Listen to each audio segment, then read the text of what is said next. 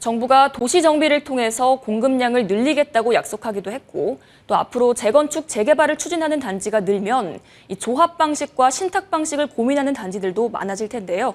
어떤 점들을 염두에 둬야 할지 자세한 이야기 취재 기자와 함께 나눠보겠습니다. 건설부동산부 이한기 기자 나왔습니다. 어서 오세요.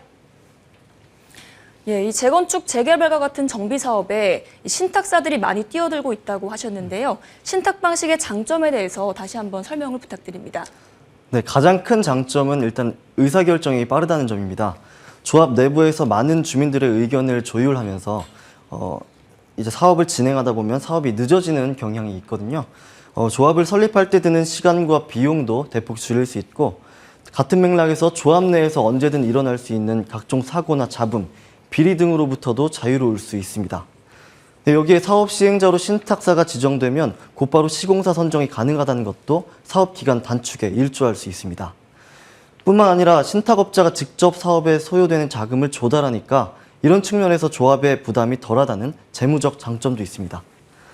최근 몇 개월 동안 부동산 경기가 얼어붙고 또 분양 시장이 나빠지면서 시중은행에서 부동산 PF 대출 문턱을 굉장히 높여놨거든요. 예. 네, 도시정비 사업은 대출받기가 거의 불가능한 상황이라고 할 수 있습니다. 사업장의 사업성이나 시공사의 재무적 안정성에 따라 다르겠지만 신탁사가 시행사로 포함되다 보면 아무래도 신용 보강이 되기 때문에 이런 PF 대출 문턱 또한 다소 낮출 수 있습니다. 예, 그렇다면 단점도 있겠죠. 네, 아무래도 이제 조합이 사업장을 직접 관리하는 게 아니다 보니까 신탁업체의 이익을 우선시하게 될 수 있다는 위험은 있습니다. 앞서 리포트 내용처럼 신탁사가 맡는 사업장이 점차 늘어감에 따라서 이런 위험성은 더 커질 수 있는데요.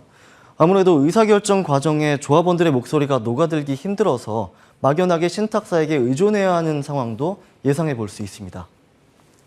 또 가장 큰 장점이 안정성이라고 이야기를 드렸는데, 신탁사가 시행을 맡아도 사업성이 악화되거나 하면 사업이 중단되거나 지연되는 상황이 충분히 벌어질 수 있거든요. 그러다 보니까 그런 위험은 똑같이 감수하면서 사업비의 최대 4%나 되는 그런 수수료를 내가면서 신탁사를 시행사로 앉혀야 되냐, 이런 반대 의견들도 나오고 있는 상황입니다. 네, 관련해서 전문가 의견 들어보시겠습니다. 정비사업의 신탁 방식이 적용될 때 장점과 단점이 모두 존재하지만, 현재로서는 신탁 방식을 통해서 가시화된 성과물들이 그렇게 많다고는 할 수 없기 때문에 지금 단계에서는 시장에서의 확대 적용 가능성을 쉽게 단언할 수 없습니다. 신탁 방식 말고도 다른 사업 안정성 방안도 있을까요? 네, 바로 조합과 이제 시공사가 함께 시행사 지위를 갖는 그런 공동사업 시행 방식도 있습니다. 이렇게 공동사업 시행자가 되면 시공사가 사업 전반의 리스크를 또 함께 짊어지게 되는데요.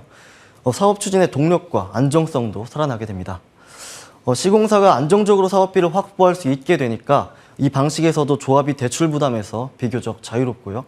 또 계약에 따라서는 나중에 미분양이 나게 되더라도 시공사가 해당 물량을 시공비 대신 대물로 받아갈 수도 있거든요. 네, 그래서 이렇게 미분양에 대한 리스크도 함께 나눌 수 있다는 장점도 있습니다. 예, 그렇지만 이 방식도 감수해야 할 부분이 있겠죠.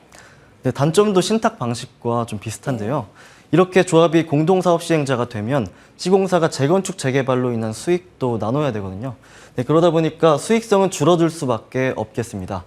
네, 또 부동산 경기 악화와 또 건자재 인상으로서 이 건설업계의 수익성이 안 좋은 상황이라서 공사비를 굉장히 높게 책정했다거나 대규모 사업장이 아니라면 시공사가 굳이 분양 리스크까지 지면서 참여하려 하지는 않을 거라는 점도 염두에 둘 필요는 있을 것 같습니다. 예, 이 리스크 부분을 꼼꼼히 들여다보고 사업 방식을 선택해야 될 것 같습니다. 오늘 말씀 잘 들었습니다.